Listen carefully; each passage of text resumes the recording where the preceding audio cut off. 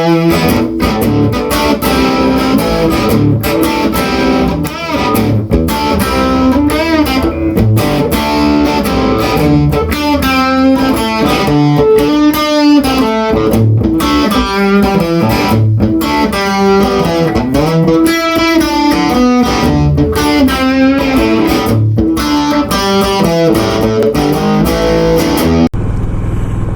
hey, Motor Warriors.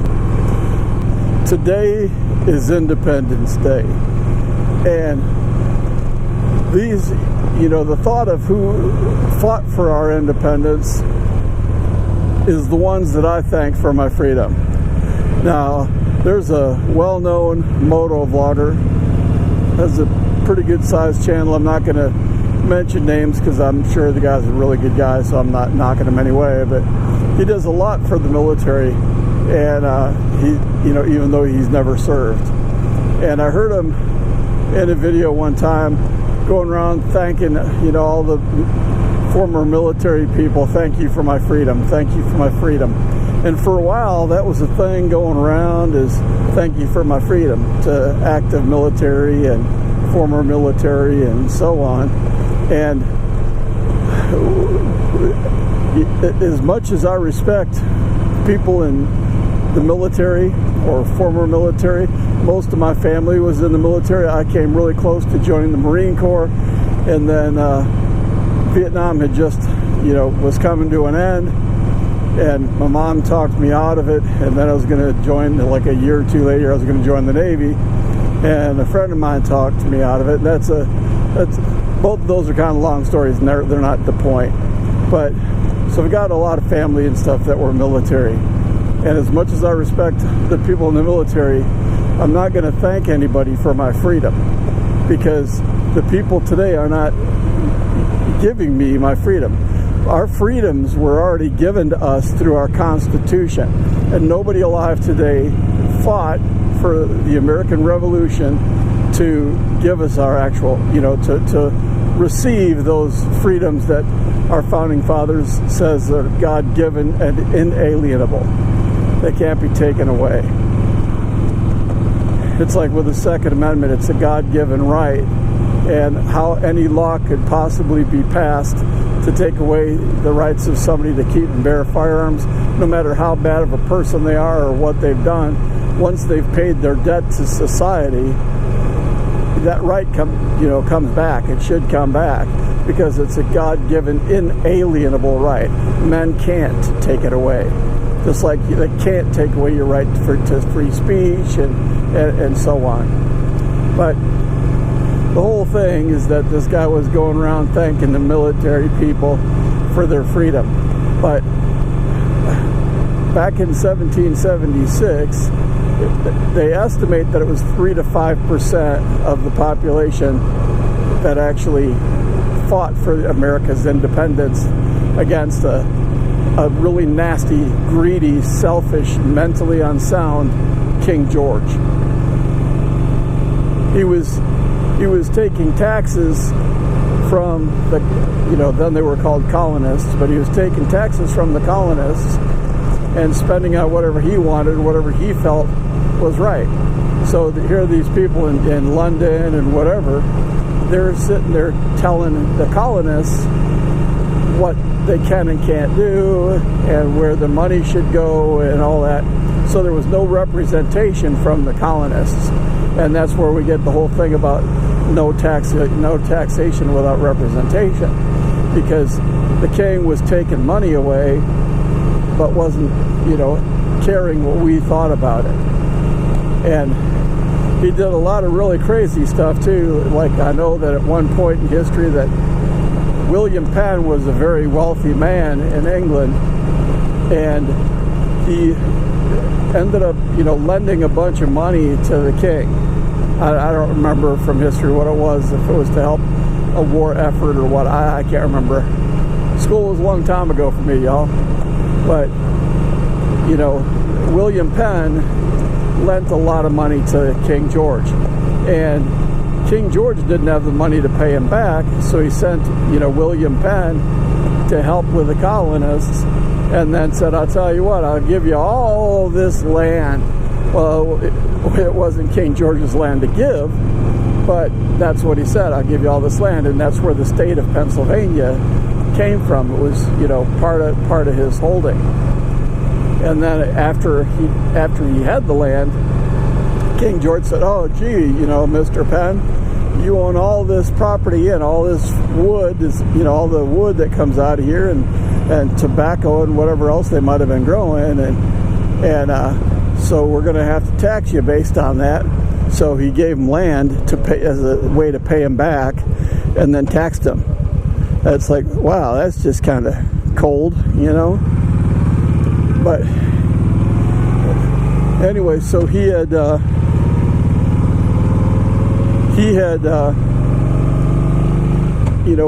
given away land that belonged to the Native American tribes, not to King George. But the whole thing is that out of all of the people in the colonies, there was only 3 to 5% that were willing to take up arms against King George and the British military.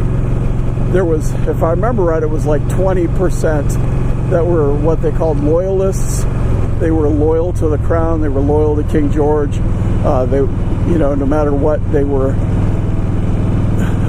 exposed to or had to deal with or whatever, they were loyal to the king. So they were called loyalists. There was about 20% of those, and the rest were people that kind of stood in the middle of the fence somewhere and didn't really fight back one way or the other, didn't want to do anything. But a small percentage, like I said, 3 to 5%, are the ones who we really owe our freedom to. They're the ones who really fought for us to have our freedom. And they risked everything. Many of them had whole, land and farms that were prosperous and money invested into different things, and they had, everything to lose. And yet they saw that America needed to be free from the tyranny of King George. And they were willing to take up arms and lose everything for a free colony state, or whatever you want to call it. But once the engagement started happening with the colonists and the British military, and nobody knows for sure who fired the first shot. For all we know, somebody could have been loading his weapon or cleaning his weapon and it accidentally went off. Somebody could have been off in the distance and really hungry and shot a rabbit. Nobody knows for sure what happened with the first shot. They just know that there was a shot, and then all of a sudden, everybody's trying to kill each other, and it was crazy, and nobody knows even who fired that first round or why. Like I said, somebody could have been shooting a rabbit because they were hungry. But once the Americans started to gain strength and resilience and so on, then some of the other people who were kind of like in the middle of the road were saying, well, I didn't side with this, but now that I see what the handwriting on the wall, I'm going to go ahead and fight for our freedom too. But they were kind of like a part of the Me Too movement. There was a small group that were willing to lay down everything, including their lives, to give us our freedom. And then once they started looking like they actually had a chance, then all of a sudden it turned into a Me Too movement. Oh, I took up guns too. Yeah, you chicken. After we started to win. After people started to see that there was an opportunity that we could be a free country. But anyway, that's who we owe our freedom to. So this Independence Day, if you see military people, don't insult them by saying, thanks for my freedom, because they did not give you your freedom. 3 to 5% of the colonists who took up arms against King George, that's who gave you your freedom. That and God. And if you don't believe that, look at all of our founding documents. The greatest and most powerful country now on the planet, and In all of our founding documents, it talks about God, even nature's God.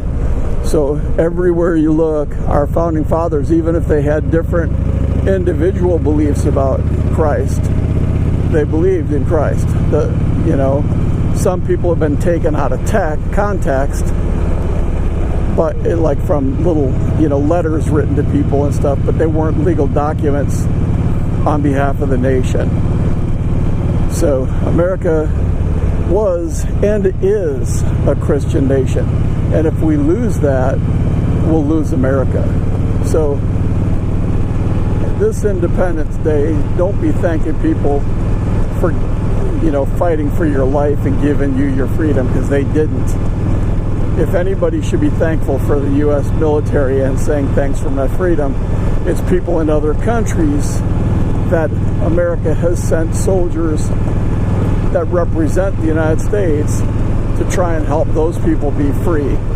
So if anybody should have the right to say thank you for my freedom, it's people in other countries that our military went to try and support them or help them be free and so on. But nobody in America has the right, or whatever you want to call it, to say thanks for my freedom to anybody alive today, because they didn't do it. It was a bunch of folks back in the day that saw what was going on, didn't like it, said this is contrary to what God would have, and they said we need to form our own nation, and that's what we did. And back in those days, the British military, they could go in and just take whatever resources that the farmer had. If they wanted his beef because they were hungry, they would just, steal one of his cows or however many they need. If they needed horses, they would take the horses. If they needed a woman to sleep with them, if you know what I mean, they would just force that.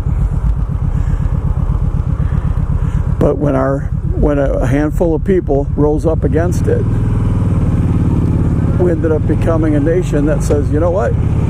You cannot just go into someone's house without a warrant. You cannot take people's property without due process. You can't just go, rape some farmer's daughter because you're horny and your men are, part of the Crown's Royal Army or whatever. I appreciate those of you that served, but you didn't give us our freedom. We just talked about who did give us our freedom. God, and a small group of people that were willing to lay down everything to start a new nation. And now America is the greatest, most powerful, prosperous nation on the planet.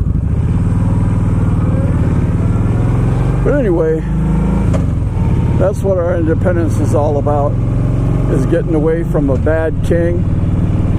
And it led us to write laws that said, hey, here's what we believe God would have. You have the right to this, you have the right to that, you have the right to this, and these are God-given and men can't take them away. They put it right in our Constitution, so it couldn't be altered. That's why I don't understand gun laws. If you made a mistake and you served your time, I don't care what state in America you're in, our founding fathers said that God says that we have the right to defend our own life against bad people or people who would rob us or steal or harm us in any way. So that being the case, nobody can take that right away from us. Then we should not allow politicians to pass laws in any way that suppress gun laws in any way. The same with the right to free speech. You can't force people to like each other. You can't force people to accept each other. You can't force people to say nice things. It's because we have the right to free speech. It only matters as if you disagree. If people are saying stuff you like and you want to hear, well, all fine and dandy. Even if there was no law, everybody would just say, oh yeah, we want to hear what you got to say, so go ahead, But where it matters is when you're saying stuff that the other, somebody else doesn't want to hear. And if you allow that speech, then you have free speech. Yeah. Okay. Well, I got to go in here and get some gas. So, either way, remember what this is about. It's not about eating hot dogs and burgers and drinking beer. It's about our freedoms and our independence from a bad king. And y'all have a great day, and God bless y'all.